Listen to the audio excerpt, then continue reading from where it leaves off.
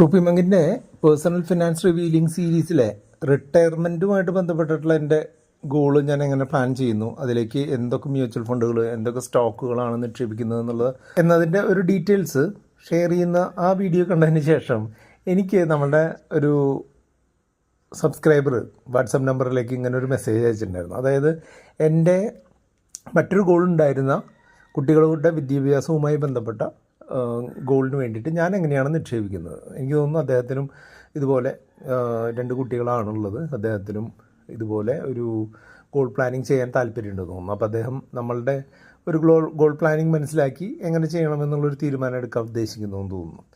ആദ്യമേ പറയട്ടെ, ഇപ്പം എൻ്റെ ഒരു രീതി, എനിക്ക് ആവശ്യമുള്ള പണം, എനിക്ക് ആവശ്യമുള്ള സമയം, എനിക്ക് ആവശ്യമുള്ള കാലാവധി, അങ്ങനെയുള്ള കാര്യങ്ങളൊന്നും തന്നെ നിങ്ങളുമായിട്ട് ചിലപ്പോൾ മാച്ച് ചെയ്യണമെന്നില്ല. പക്ഷേ ഞാൻ ചെയ്യുന്ന ഒരു രീതി നിങ്ങൾക്ക് ഷെയർ ചെയ്യുക എന്നുള്ളത് മാത്രമാണ് ഈ വീഡിയോയിൽ ഉദ്ദേശിക്കുന്നത്. ഇതൊരു കാരണവശാലും ഒരു സ്റ്റോക്കോ ഒരു മ്യൂച്വൽ ഫണ്ടോ വാങ്ങാനുള്ള റെക്കമെൻഡേഷൻ അല്ല. അതുമാത്രമല്ല, നിങ്ങളുടെ ആവശ്യങ്ങൾക്കും നിങ്ങളുടെ മറ്റുള്ള ഗോളുകളുമായിട്ട് ബന്ധപ്പെടുത്തി വേണം നിങ്ങൾ ഈ കാര്യങ്ങളെല്ലാം ചെയ്യാൻ എന്നുള്ളത് കൊണ്ട് തന്നെ കാര്യങ്ങൾ വളരെ സ്പെസിഫിക് ആയിട്ട് നിങ്ങളുടെ കാര്യങ്ങൾക്കായിട്ട് വേണം ഡിസൈഡ് ചെയ്യാൻ. അപ്പം അങ്ങനെ എന്തെങ്കിലും സപ്പോർട്ട് നിങ്ങൾക്ക് നമ്മളുടെ അടുത്തുനിന്ന് വേണമെന്നുണ്ടെങ്കിൽ നിങ്ങൾക്ക് നമ്മുടെ വാട്സപ്പ് നമ്പറുമായിട്ട് കോൺടാക്റ്റ് ചെയ്യാം. അതല്ല എന്നുണ്ടെങ്കിൽ നിങ്ങൾ നിങ്ങളുടേതായിട്ടുള്ള രീതിയിലുള്ള കാര്യങ്ങളുമായിട്ട് മുന്നോട്ട് പോകാം.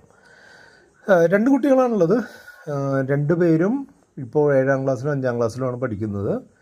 അപ്പോൾ ഏകദേശം ഒരു 6 മുതൽ 8 വർഷത്തിനുള്ളിൽ നമുക്ക് അത്യാവശ്യം തെറ്റില്ലാത്തൊരു കോർപ്പസ് നമുക്ക് ആവശ്യം വരുമെന്ന് കരുതുന്നു. അപ്പോൾ ഈ 6 മുതൽ 8 വർഷം വരെ കാലാവധിക്കുള്ളിൽ എനിക്ക് ഏകദേശം ഒരു 2 കോടി രൂപയാണ് ഞാനിതിന് ടാർഗറ്റ് ചെയ്യുന്നത്. ഇപ്പോഴത്തെ 1 കോടി രൂപ ഒക്കെ 2 പേർക്കും കൂടെ ഒരു എഡ്യൂക്കേഷൻ എക്സ്പെൻസ് വരും എന്നുള്ളൊരു ഉദ്ദേശത്തിൽ അടുത്ത 6 വർഷം കൊണ്ട് അത് ഡബിൾ ആവും എന്ന് കരുതുന്നു. അപ്പോൾ 2 കോടി രൂപയോളം കുട്ടികളുടെ വിദ്യാഭ്യാസത്തിനായിട്ട് 2029-30 കാലഘട്ടങ്ങളിലായിട്ട്, അല്ലെങ്കിൽ 2029-30-31 ആ ഒരു കാലഘട്ടങ്ങളിലായിട്ട് നമുക്ക് കയ്യിൽ ഒരു 2 കോടി രൂപ ഉണ്ടായിക്കഴിഞ്ഞാൽ ഈ 2 കുട്ടികളുടെ വിദ്യാഭ്യാസവുമായി ബന്ധപ്പെട്ട കാര്യങ്ങൾ ചെയ്യാനായിട്ട് സാധിക്കുമെന്നാണ് ഞാൻ കരുതുന്നത്. അപ്പോൾ അതിന് വേണ്ടിയിട്ട് ഞാൻ കുറേ കാര്യങ്ങൾ ചെയ്യുന്നുണ്ട്. അപ്പോൾ അതിനു മുമ്പായിട്ട് ഈ 2 കോടി രൂപ എന്ന് വന്നത് എങ്ങനെയാണെന്നുള്ളത് നിങ്ങൾക്ക് ഏകദേശം മനസ്സിലായി കാണും. ഇപ്പോൾ ഞാൻ ഉദ്ദേശിക്കുന്ന, അല്ലെങ്കിൽ കുട്ടികളുടെ അഭിരുചിയുമായിട്ട് ഉദ്ദേശിക്കുന്ന കോഴ്സുകൾക്ക് ഏകദേശം 1 കോടി രൂപയോളം എക്സ്പെൻസ് വരുന്നുണ്ട്. അപ്പോൾ അതിന് ഒരു 2 കോടി രൂപ, ഏകദേശം ഒരു 12% ഇൻഫ്ലേഷൻ കണക്കാക്കുകയാണെന്നുണ്ടെങ്കിൽ 2 കോടി രൂപയിലേക്ക് വരും എന്നാണ് ഞാൻ ഒരു റഫ്ലി കണക്കാക്കുന്നത്. ലേശം അങ്ങോട്ടും ഇങ്ങോട്ടൊക്കെ മാറാം. അത് നമ്മളുടെ ഇൻവെസ്റ്റ്മെൻറ്റുകളും കൂടിയോ കുറഞ്ഞോ ഒക്കെ വരാം എന്നുള്ളത് കൊണ്ട് തന്നെ ഈ ഒരു എമൗണ്ട് മതിയായേക്കാം. ഇനി ഇൻ കേസ് അത് മതിയായില്ല എന്നുണ്ടെങ്കിൽ നമ്മളുടെ മറ്റുള്ള കുറച്ച് സേവിങ്സുകളിൽ നിന്ന് അത് അഡ്ജസ്റ്റ് ചെയ്യാമെന്നുള്ള ഉദ്ദേശവുമുണ്ട്. ഇൻ കേസ് അത് വളരെ കൂടുതലാണെന്നുണ്ടെങ്കിൽ ഇതിൽ നിന്ന് മറ്റുള്ള റിട്ടയർമെൻറ്റ് പോലുള്ള ഗോളുകളിലേക്ക് ചാനലൈസ് ചെയ്യാനുള്ള പ്ലാനുണ്ട്. അപ്പോൾ എപ്പോഴും നമ്മൾ ഒരു ഗോളിനനുസരിച്ച് പ്ലാൻ ചെയ്ത് മുന്നോട്ട് പോകുമ്പോൾ നിങ്ങൾ എപ്പോഴും ശ്രദ്ധിക്കേണ്ടത് എന്താണെന്ന് വെച്ചാൽ, നമ്മളൊരു ഇപ്പോഴത്തെ ആ ഒരു ഗോളിൻ്റെ ഇപ്പോഴത്തെ ഒരു എമൗണ്ട് എന്തുമാത്രം വളരും എന്നുള്ള ഉദ്ദേശത്തിൽ അതിനെ വർദ്ധിപ്പിച്ച് 6-7 വർഷത്തിന് ശേഷം, അല്ലെങ്കിൽ നമ്മൾക്ക് ആവശ്യമുള്ള കാലാവധിയിൽ എത്തുമ്പോൾ അത് എന്തുമാത്രം ആവും എന്നുള്ളത് കണ്ടുപിടിക്കുക എന്നുള്ളതാണ് ആദ്യത്തെ ചുമതല. ഇപ്പോൾ ഈ ഗോളിൻ്റെ കാര്യത്തിൽ തന്നെ 1 കോടി രൂപയാണ് ഞാൻ ടാർഗറ്റ് ചെയ്തിട്ടുള്ള ഇപ്പോഴത്തെ എമൗണ്ട്. അപ്പോൾ 6-7 വർഷം കഴിയുമ്പോൾ അത് 2 കോടി രൂപയാവും. അതായത് ഏകദേശം ഒരു 12% ഇൻഫ്ലേഷൻ കണക്കാക്കുമ്പോൾ 2 കോടി രൂപയാവുമെന്ന് കരുതുന്നു. അത് അങ്ങനെയാണ് ആ നമ്പറിലേക്ക് എത്തിയത്. ഇനി ഈ 2 കോടി രൂപ അച്ചീവ് ചെയ്യാനുള്ള കാര്യങ്ങൾ നമ്മൾ എന്ത് വേണം? സിസ്റ്റമാറ്റിക്കലി ഇൻവെസ്റ്റ് ചെയ്യണം, അല്ലെങ്കിൽ നമ്മുടെ കയ്യിലുള്ള അസറ്റിനെ അതിനനുസരിച്ച് മാപ്പ് ചെയ്യണം. ഇതിനായിട്ട് ഞാൻ ആദ്യമായിട്ട് ചെയ്തിട്ടുള്ള എന്താണെന്ന് വെച്ചാൽ, ഈ കാര്യങ്ങളിലേക്ക് ഞാൻ കുറച്ചൊരു സേഫ് സൈഡിൽ 2 തരം ഇൻവെസ്റ്റ്മെൻറ്റുകൾ ചെയ്യുന്നുണ്ട്. അത് 2 റിക്കറിങ് ഡെപ്പോസിറ്റുകൾ നമ്മൾ ചെയ്തിട്ടുണ്ട്. അത് പോസ്റ്റ് ഓഫീസുകളിലുമായിട്ടും നമ്മളുടെ HDFC ബാങ്കുകളുമായിട്ടും റിക്കറിങ് ഡെപ്പോസിറ്റുകൾ ഏകദേശം ആ ഒരു സമയത്തേക്ക് എന്നുള്ള രീതിയിൽ റിക്കറിങ് ഡെപ്പോസിറ്റുകൾ സ്റ്റാർട്ട് ചെയ്തിട്ടുണ്ട്. അത് നമ്മളുടെ ഈ ടോട്ടൽ കോർപ്പസിൻ്റെ ഒരു 10%, അതായത് 2 കോടി രൂപയുടെ എന്ന് പറഞ്ഞിട്ടുണ്ടെങ്കിൽ ഏകദേശം 20 ലക്ഷം രൂപ ഈ റിക്കറിങ് ഡെപ്പോസിറ്റിൽ നിന്ന് എടുക്കുക എന്നുള്ള ഉദ്ദേശത്തിലാണ് ചെയ്തിട്ടുള്ളത്. അതുപോലെ നമുക്ക് ട്രഷറികളിൽ കുറച്ച് നിക്ഷേപമുണ്ട്. അതുപോലെ കുറച്ച് പ്രൈവറ്റ് ഫിനാൻസ് സ്ഥാപനങ്ങളിൽ നിക്ഷേപമുണ്ട്, അതുപോലെ നോൺ ബാങ്കിങ് ഫിനാൻസ് കമ്പനികൾ പോലുള്ള സ്ഥാപനങ്ങളിൽ നിക്ഷേപമുണ്ട്. ആ ഒരു നിക്ഷേപം നമ്മൾ ഈ ഒരു കോർപ്പസിൻ്റെ അടുത്ത മറ്റൊരു 10% വരുത്തുക എന്നുള്ള ഉദ്ദേശമാണുള്ളത്. അതും ഒരു 20 ലക്ഷം രൂപ വരുത്തുക എന്നുള്ളതാണ് ഉദ്ദേശിച്ചത്. അപ്പോൾ ഈ രണ്ട് കോമ്പണൻറ്റും കൂടെ ഏകദേശം 40 ലക്ഷം രൂപ, അല്ലെങ്കിൽ ടോട്ടൽ കോർപ്പസിൻ്റെ 20% ആണ് നമ്മൾ ഉദ്ദേശിക്കുന്നത്. അപ്പോൾ HDFC ബാങ്ക് ആയാലും പോസ്റ്റ് ഓഫീസ് ആയാലും പൊളിഞ്ഞൊന്നും പോകാൻ സാധ്യതയില്ല എന്നുള്ള ഒരു സേഫ്റ്റി ആസ്പെക്റ്റ് അതിനുണ്ട്. അതുമാത്രമല്ല, ഇതിൻ്റെ നമ്മൾ ഉദ്ദേശിക്കുന്ന അത്യാവശ്യം ക്രെഡിറ്റ് ക്വാളിറ്റിയുള്ള എയോ A+ഓ AAAയോ AA ഒക്കെ ഒരു ക്രെഡിറ്റ് റേറ്റിംഗ് ഉള്ള ബോണ്ടുകളിലും കടപ്പത്രങ്ങളിലും നിക്ഷേപിച്ചിട്ടുണ്ട്. അതുമാത്രമല്ല, കേരള ട്രഷറിയിലുമാണ് മറ്റുള്ള കുറച്ച് പൈസ നിക്ഷേപിച്ചിട്ടുള്ളത്. അപ്പോൾ അങ്ങനെ ആ ഒരു 40 ലക്ഷം രൂപ റിലേറ്റീവ്ലി സേഫ് ആയിട്ടുള്ള രീതിയിലാണ് നിക്ഷേപിച്ചിട്ടുള്ളത്. അപ്പോൾ ആ ഒരു രീതിയിലേക്ക്, ഈ 40 ലക്ഷം രൂപയിലേക്ക് എത്തുന്ന രീതിയിൽ അതിന് നിക്ഷേപം നടത്തിയിട്ടുണ്ട്. ബാക്കി 1,60 ലക്ഷം രൂപ എങ്ങനെ ഉണ്ടാക്കുമെന്ന് ചോദിച്ചു കഴിഞ്ഞിട്ടുണ്ടെന്നുണ്ടെങ്കിൽ അതിന് 3 തരത്തിലാണ് ഞാൻ അതിനെ അപ്രോച്ച് ചെയ്യുന്നത്. ഒന്നാമതായിട്ട് നമ്മളുടെ കയ്യിൽ ഒരു സെറ്റ് ഓഫ് ചെറിയ രീതിയിൽ ഉള്ള സ്റ്റോക്കുകളുണ്ട്. ആ സ്റ്റോക്കുകൾ എന്ന് പറഞ്ഞിട്ടുണ്ടെങ്കിൽ ഒരു മൾട്ടി ബാഗർ രീതിയിൽ നമ്മൾ ഉദ്ദേശിക്കുന്ന ഒരു 5 സ്റ്റോക്കുകളാണുള്ളത്.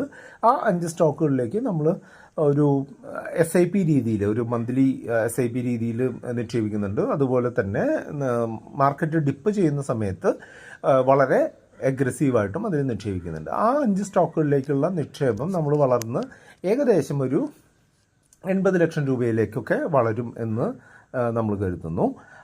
അതാണ് നമ്മളുടെ ഒരു മെയിനായിട്ടുള്ള ഒരു കോർപ്പസ് ഉദ്ദേശിക്കുന്നത്. അപ്പോൾ 80 ലക്ഷം രൂപ ഈ സ്റ്റോക്കുകളിൽ നിന്ന് നമ്മൾ ഉദ്ദേശിക്കുന്നുണ്ട്. 40 ലക്ഷം രൂപ നമ്മൾ NCD ബോണ്ട് റിക്കറിംഗ് ഡെപ്പോസിറ്റിൽ നിന്ന് ഉദ്ദേശിക്കുന്നുണ്ട്. അപ്പോൾ 1,20 കഴിച്ചു. ബാക്കി 80 ലക്ഷം രൂപ നമ്മൾ ഉദ്ദേശിക്കുന്നത് കുറച്ച് മ്യൂച്വൽ ഫണ്ടുകളുണ്ട്. ആ മ്യൂച്വൽ ഫണ്ടുകളിലേക്ക് SIP ചെയ്തുകൊണ്ട് ആണ് അതിലേക്ക് ഉദ്ദേശിക്കുന്നത്. പ്രധാനമായിട്ടും നമ്മൾ ഒരു സേഫ് സൈഡാണ് ഇതിൽ കീപ്പ് ചെയ്യുന്നത്. അതുകൊണ്ട് തന്നെ പ്രധാനമായിട്ടും ഇൻഡെക്സ് ഫണ്ടുകളാണ് ഇതിലേക്ക് കീപ്പ് ചെയ്യുന്നത്. ഒന്നാമതായിട്ട് നമ്മൾ ചെയ്യുന്ന ഇൻഡെക്സ് ഫണ്ടിൻ്റെ പേര് UTI നിഫ്റ്റി ഇൻഡെക്സ് ഫണ്ടാണ്. അതായത് നിഫ്റ്റിയിലെ 50 കമ്പനികളിലേക്ക് നിക്ഷേപിക്കുന്ന തരത്തിലുള്ള UTI മ്യൂച്വൽ ഫണ്ടിൻ്റെ പ്രധാനപ്പെട്ട ഒരു ഇൻഡെക്സ് ഫണ്ടാണ്.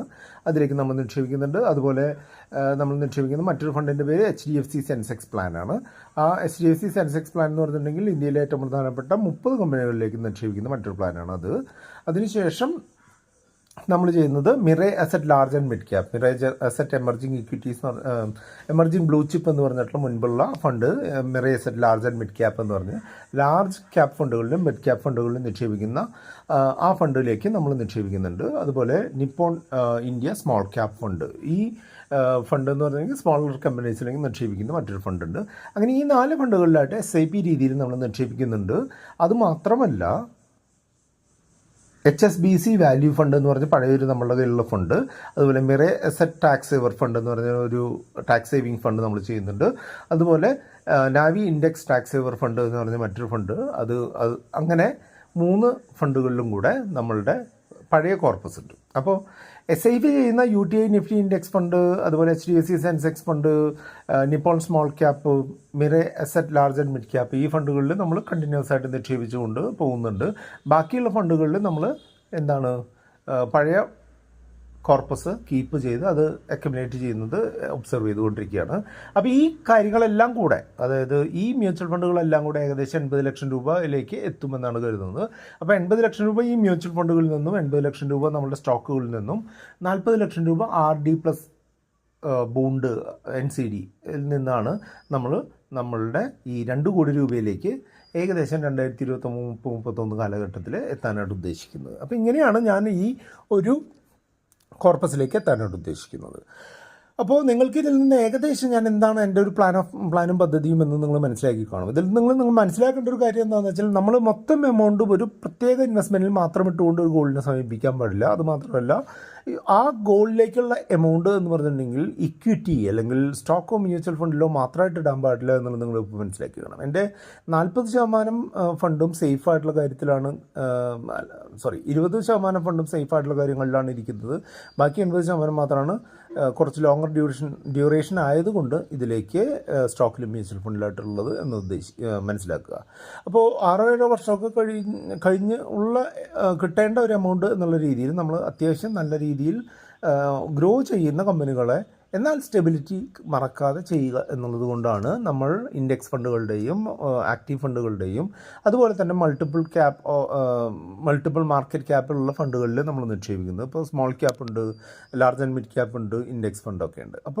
അപ്പോൾ ഈ ഒരു കോമ്പിനേഷൻ ഫോളോ ചെയ്യുന്നതാണ് എനിക്ക് കംഫർട്ടബിൾ ആയിട്ടുള്ളത്. അതുകൊണ്ട് തന്നെ ഞാൻ ന്യായമായും പ്രതീക്ഷിക്കുന്നു 2029-30-31 കാലഘട്ടത്തിൽ എനിക്ക് ആവശ്യമുള്ള പണം ഇതിൽ നിന്ന് കിട്ടാനുള്ള സാധ്യത ഉണ്ട്. അപ്പോൾ ഈ ഒരു രീതിയിൽ നിങ്ങൾക്ക് നിക്ഷേപിക്കാനായിട്ട് അല്ലെങ്കിൽ ഇതുപോലുള്ളൊരു നിർദ്ദേശങ്ങൾ നിങ്ങൾക്ക് ലഭിക്കാനായിട്ട് താല്പര്യമുണ്ടെന്നുണ്ടെങ്കിൽ നമ്മുടെ വാട്സപ്പ് നമ്പറായിട്ടുള്ള 8848030018ലേക്ക് നിങ്ങൾക്ക് കോൺടാക്ട് ചെയ്യാം. വീഡിയോ ലൈക്ക് ചെയ്യാനും കമൻറ്റ് ചെയ്യാനും കൂട്ടുകാരുമായിട്ട് ഷെയർ ചെയ്യാനും മറക്കരുത്.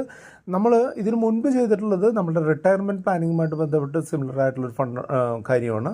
ആ കാര്യങ്ങൾ കാണാനുള്ള വീഡിയോ ആണ് ഇവിടെ കാണുന്നത്. അതുകൊണ്ട് നമുക്ക് മുന്നോട്ട് പോകാം.